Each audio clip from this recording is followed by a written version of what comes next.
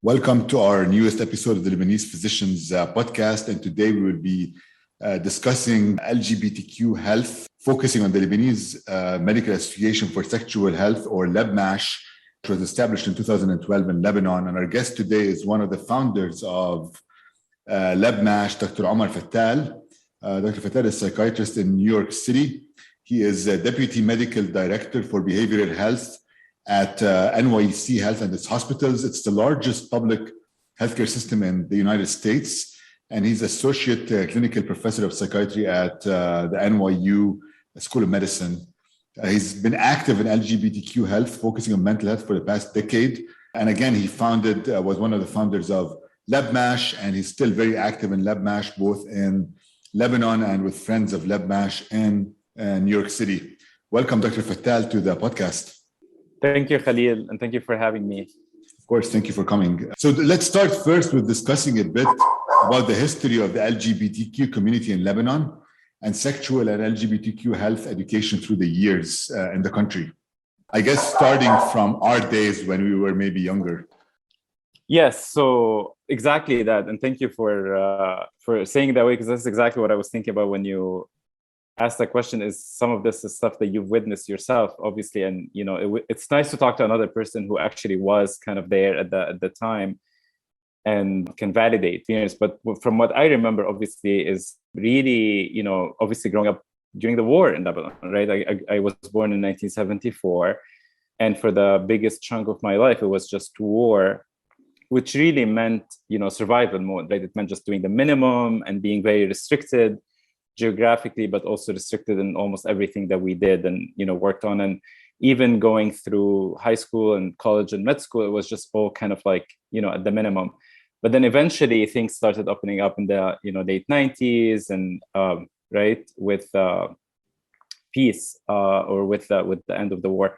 So I think that honestly, in my mind, I do connect those two things, because and I'll tell you more in a minute why I say that. But like during times of war and instability, it's really hard to focus on human rights issues and issues like LGBT health or equity or similar topics. But when you have relative peace, relative stability, obviously then you can advance and work on things like that. And I think that that's what happened in Lebanon, honestly, in late 90s, early 2000. There was something that was like an underground movement called Club Free. And there was a secret, group of people that met together and said something needs to be done about the situation in Lebanon, because we had, and we continue to have, the Article 534 of the Penal Code that says any sexual intercourse against nature can be punished by up to 1 year in jail. And that's a very big problem in Lebanon. And historically, that law was applied much more often and much more aggressively on members of the LGBTQ community. So a lot of people get together and said, we need to do something has to change, and we need to start talking about rights and equality. And Club Free quickly turned into HELM, which obviously I think is the most famous NGO in the Arab world working on LGBT rights, because it was the first. And there was nothing before HELM in the region, and HELM was founded by a group of people with a very ambitious mission to work on LGBT rights. And I was involved in HELM briefly at that time from here, because I had already moved to the US. And HELM initially had a very broad mission to address legal issues and health issues and social issues. And eventually HELM realized that actually that's a lot to do under one organization, as it became more sophisticated and as it became busier, and other groups coming out from HELM. So MARSA, which is a sexual health clinic in Beirut, a very known clinic that provides amazing services for the LGBT community, such as HIV testing, counseling, and other services, was actually born out of HELM in that sense. And then that was maybe the very first entity that worked on LGBT health, if you want to call it that way. And then there were other groups that started appearing, focusing more on legal issues. And in 2012, we come to LEBMASH, where we Hassan Abdul Samad, who actually came up with the idea of LEBMASH, was a very dear friend, pulled a group of people together and said, what about starting something that is very specifically dedicated to LGBT health and an entity that's of healthcare professionals, which makes LEBMASH unique. So that's how the idea behind LEBMASH came about, I guess. Well, the idea specifically, there was a turning point. There was a specific moment in 2012. I don't know if you remember, but there was a lot of talk in the media. I don't know if you're familiar with that, but basically it's just we're talking about it, but that's, that you cannot talk about it and not use the term because, we did a campaign once and an email campaign, and in the subject of the email we put a ban on anal testing, and a lot of people give us feedback that you can't lead an email with the word anal testing, but in reality that's what it is. It's men being arrested, I guess, by Hbeish and put in Hbeish overnight, and then they either get threatened, or in the past, especially around that time, they would actually take like a metal object and insert it in the anus, basically. And in their head, this is like an anal testing for homosexuality. And it's not just in Lebanon. This is something that exists in other countries as well.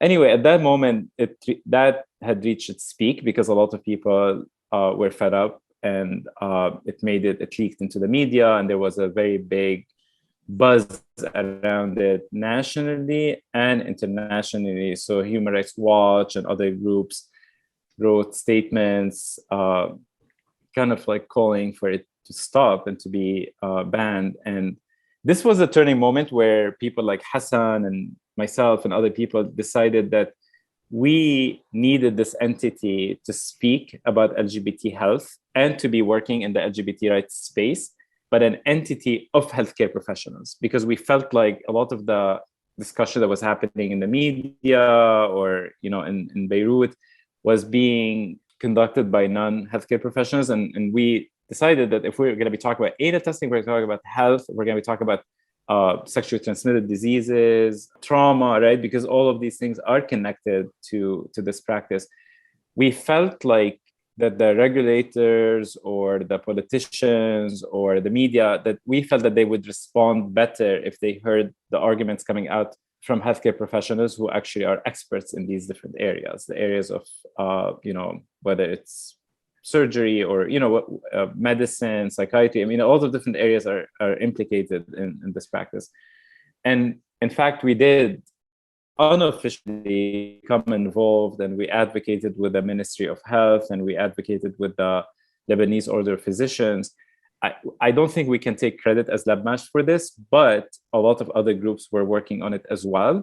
And eventually there was a ban in Lebanon in 2012. And I think that gave us the kind of, not validation, but it gave us the momentum to actually, or the proof of concept that actually this did work, and us sending emails and us having meetings and calling, and we put out a statement, and it was very well received because people kind of, how it is, you're a physician, and how some people want to hear certain medical facts or certain health information. They want to kind of hear it from another healthcare professional. And unfortunately, even within then, there's like in people's mind, there's this hierarchy where like if you're a doctor, then whatever you say is like more important or more true than if you're like a nurse, right? So we have that stigma in a way within the profession. But in our case, honestly, we took advantage of that, and we said, fine, you want to hear it from a physician, you want to hear it from a psychologist, you want to hear it from a nurse. We are a group of physicians and psychologists and nurses, and we're going to be taking this on. And then we formed officially, and we launched LEBMASH as an actual organization. Right, because prior to that, I think even the laws in the country there was no laws protecting actually the rights of the LGBTQ community prior to the establishment, I guess, of LEBMASH at that time in Lebanon. And so once you established it, who are the members of the group initially? And I guess at this point, who are the members of the group?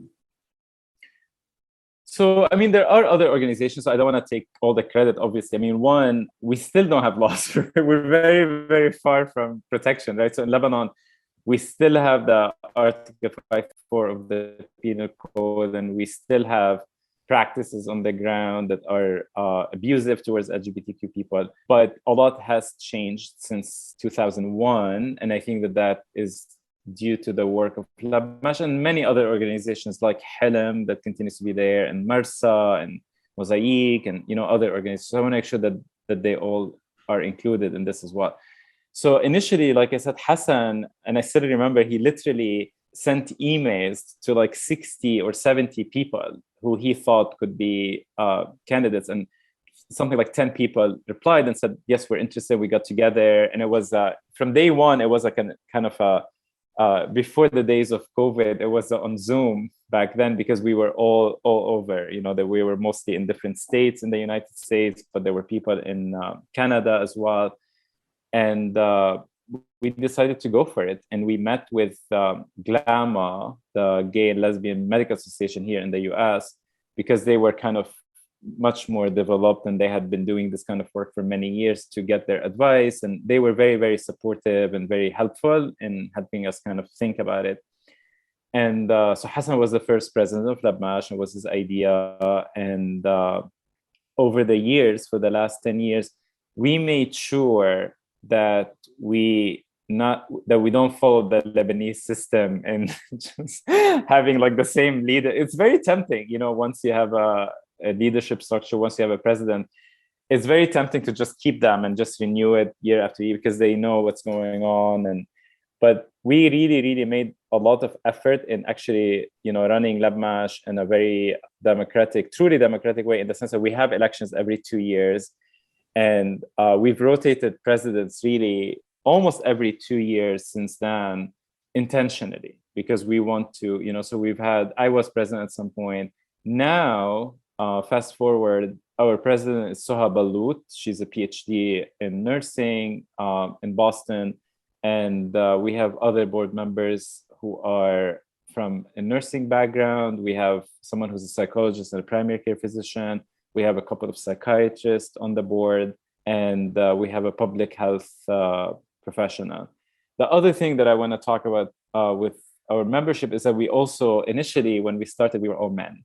It was just like a bunch of gay men, basically, on the board. And we knew it. I mean, we could see it. But it was also hard to recruit, like women or other people. And over the years, we made a lot of effort into trying to make sure that we're diverse. And now I think we're much, much more diverse than when we started. We have almost half of our board is women. And when you look at the structure of LEBMASH, as far as the staff and like the team, basically, so we have a board and we have a team. And if you could add everything up, the mixture of like straight, gay, women, men, it's a very nice mixture of different people. And honestly, we're at a point now where it's just, we have everything, so, and that was something that we've worked very hard on to achieve. And I guess if I'm reading the goals of LEBMASH, it's through landmark research, evidence-based trainings, and high-profile advocacy. LEBMASH is an organization of healthcare professionals who work to ensure that all LGBTQ people can access healthcare without discrimination or harm. That was one of your main statements, right, or main goals. And yeah, so over the years, I guess, one, you had to register LEBMASH as an NGO.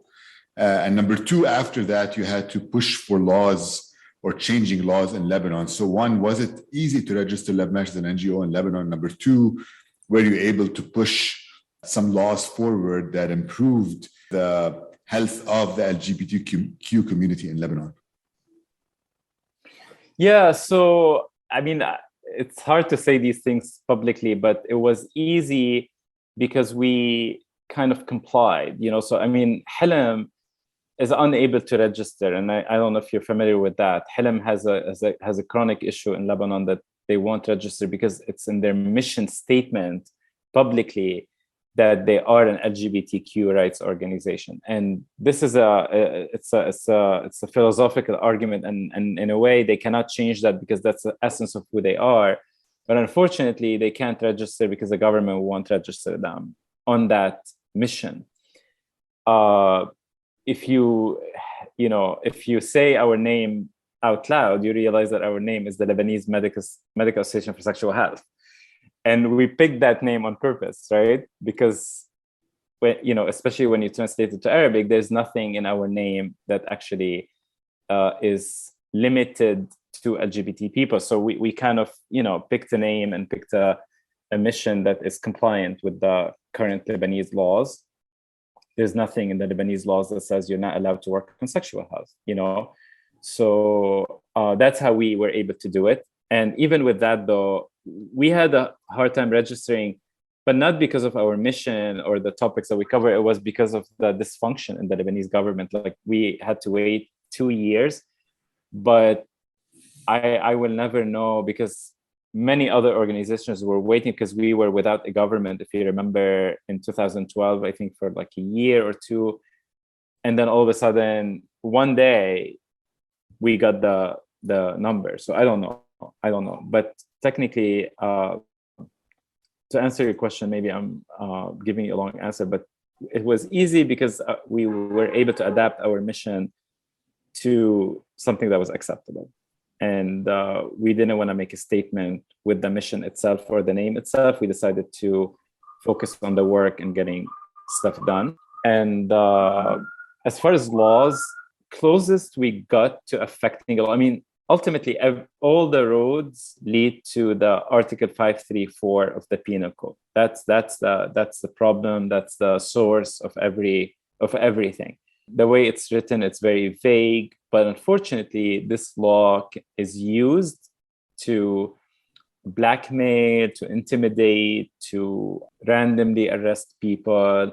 But also, it's at the source of the stigma and the taboo and people now wanting to be out, because literally you could just be picked up and thrown in jail.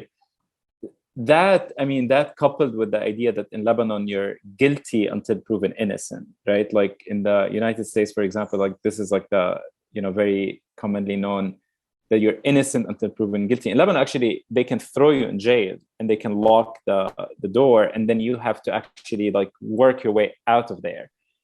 And in the case of LGBTQ people, it's very hard, because then you're not out to your family, maybe, or you don't have the resources to like hire a lawyer, or you don't want to call people because you're, maybe because you're not out, or there's shame, there's guilt, there's a lot of different factors at play. So closest we were able to get to affecting 534 is through the work that we did at the very beginning in 2013 with the Lebanese Psychiatric Society and the Lebanese Psychological Association. And in Lebanon, the Lebanese Psychiatric Society is actually similar to the medical board here in the US. So they're not just like a professional organization. They have teeth. Like, they actually can take your license away from you, because they're a subgroup of the Lebanese Order of Physicians. So they're very, very, they have power, basically. So we worked with them to have them issue statements saying that homosexuality is not an illness, and that it doesn't require treatment, and that if anyone is going to talk about homosexuality, they really need to be professional, they need to know what they're talking about, and they need to rely on science and not just kind of like rely on misconceptions. What that did, and in a way we did not design it that way, but we just wanted it to do it just to do it, because we were fed up with having people go on TV. If you remember, I don't know if you were here in Lebanon during that period, but there were people going on TV saying that, homosexuality is an illness and there's a cure for it, and I have treated people for it, and so we just wanted that to stop. But what ended up happening is that with these statements from the Lebanese Psychiatric Society and the Lebanese Psychological Association, with all their weight, started being used in courtrooms by lawyers, because then when people were getting arrested based on 534, which says any sexual intercourse against nature can be punished by up to 1 year in jail, the lawyers started saying, wait, the Lebanese Psychiatric Society is saying that this is not a disease. so you cannot apply this law. And we actually did some work as well on awareness, and we did a video in 2016, and we kind of recapped this information, and we included the WHO stand on homosexuality, saying that it's not a disease. So the lawyers started using that as well. And actually there were several rulings in Lebanon that said, no, several judges, and even a couple of them went to like an appeal court that confirmed it and said, nope, I'm going to release this person because look, the professionals are saying that it's not a disease. So in a way, it's not against nature. I hope this made sense the way I said it, but we could not really remove the law because the law needs a parliament action to be removed. But what we're able to do, and again, I cannot take all the credit, but this specific statement and this specific work, I think really, really did affect it. We made the law almost useless in that sense. So basically, you were not able to change the law, but you were able to influence judges to interpret the law, I guess, in ways that made being LGBTQ not like a disease or not a I guess, offense that can put you in jail, right? Yeah. I mean, unfortunately, you could still go to jail, but then they can release you. You know what I mean? Like in Lebanon right now, you could be walking down the street and someone can pick you up and they can put you in jail and you cannot do anything about it. You know, right. Because also of corruption. I mean, that's the other issue, is that whenever we talk about LGBT issues in Lebanon, I think it's very, very important to remember that we're talking about Lebanon. So other things that affect non-LGBT people too affect LGBT people, right? Like for example, the economy, for example, corruption, for example, lack of institutions, right? Like all that stuff is equally, applied on everyone, right? Right. So what have the main barriers to your work been in Lebanon? Like what were the barriers, or what are still the barriers that are ongoing right now, especially given, I think we can probably talk about that, focusing also on the current economic situation in the country and the unstable political climate at this point? Yeah, I mean, so I think the biggest barriers are, I would put them in maybe three buckets. I mean, one bucket is obviously funding, right? Because this kind of work, I mean, no one in Lebanon or in the region is gonna give you money to do this kind of work because they're literally anti this kind of work. So you have to continuously find funding, and funding is very, very challenging in this space in that region. So and the reason why I'm saying funding is because this kind of work, you cannot work on it for like 6 months and then stop, and then you have to do it and you have to build and you have to have, and then unfortunately it's like stop and go. Like you have some funding, you do something, and then you don't have funding, and then now you have to do something else. So it's been very challenging that way. The second biggest challenge is the taboo and the stigma. There's so much taboo, there's so much stigma, there's so much shame, and it's just deep, deep, deep everywhere.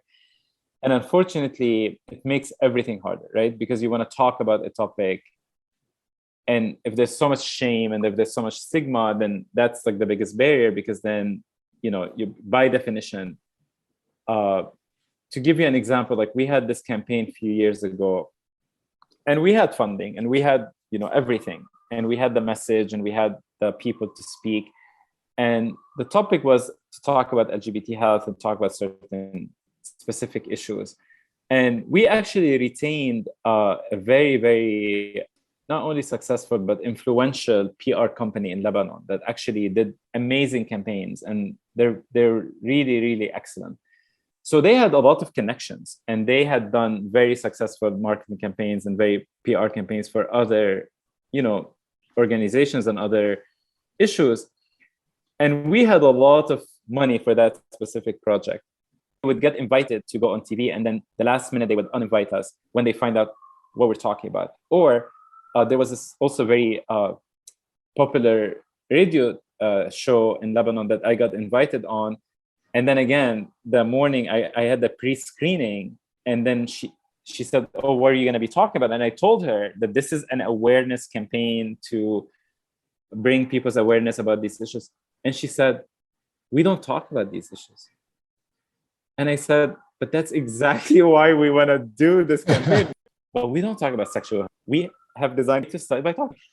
Another example, for example, is it's not just stigma and it's not just taboo. It's censorship, and it's intentional censorship from the government. So again, we had another campaign where we had the money and we wanted to put on billboards in Lebanon just the sentence, homosexuality is not a disease. 3 words, 4 words. There's nothing illegal about saying those 4 words. And every scientific organization, the Lebanese Psychiatry, so on and so forth, WHO, that's a fact. It's actually a fact that homosexuality is not a disease. They were banned. We had the money, we hired the billboard company to post them, and actually the government said, nope, you're not allowed to do it. The billboard company censored it. So I think that's something that people don't see, because I think, especially in Lebanon, they see on social media and they think like, oh, there's all this stuff happening, but they don't understand what's happening behind the scenes. Behind the scenes, we're really being silenced. I mean, NYU, thank you for having me here today to talk about this, but obviously this is not a representation of, I'm talking about Lebanon as a country, and talking about being able to go on TV. Probably everyone knows that, but it took me a long time to understand. You only reach certain people, period. If you go on TikTok, you reach other people. And the people that we behind some of the barriers, some of the issues, are not on Facebook, they're not on TikTok, they're not on Instagram. They are listening to the radio and they're watching TV. And those that, if you want to call them traditional media, or you want to call them whatever you want to call them, or the print media, that's like the mainstream, those are very, very difficult to actually, because we tried, believe me, and we even had money and we even had connections and we had to publishing stuff. And I feel like that constantly keeps you out of being able to reach the people you want to reach. So that is a chronic big issue for us. And the last bucket is exactly what you said. Unfortunately, in Lebanon, chronically, it's so dysfunctional that the parliament doesn't function, the governments don't function, the ministries don't, barely function. So it's extremely, our pillars are research, training and awareness, and policy. Research we've been doing, training and awareness we've been doing, but I told you the biggest barriers about awareness is that we cannot reach a big segment of the population. Under policy, we're extremely challenged, because if you want to change policy, you have to work with systems, you have to work with government, you have to work with, and these are so dysfunctional that there's no mechanism to lobby anyone.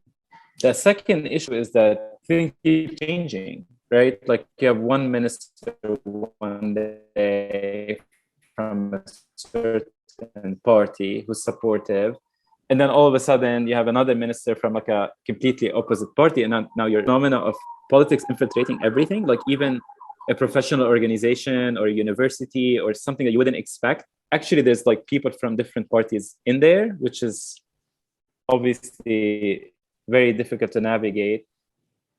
And things change so much, but also, like you said, the instability. So we were working and we had a really good momentum. And then in August, what can you do? Like we were paralyzed for literally a whole year after the explosion. We were devastated, because also on top of everything, not just the fact that everyone was devastated, including us. And how could you be holding a webinar on LGBT health when people lost their homes and their lives, and right? Like, so you kind of we had to pivot, and the fact that the explosion happened in Jemaise, and then in areas that are the most LGBT inclusive areas in Lebanon.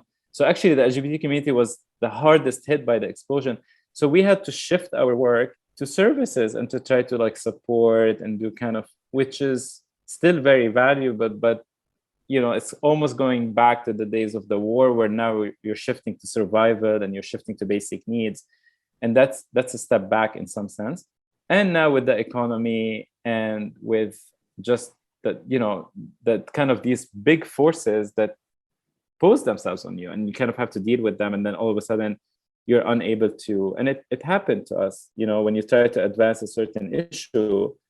I've talked to, people in the parliament, and I've talked to people in positions of influence, and they tell you, this is not the time to talk about this. And in a way, what can you tell them? You cannot be like, oh no, yeah, I want to talk about 534 now in the middle of an economic meltdown. You know what I mean? You just end up waiting. But for someone like me, I've been waiting since 1992, right?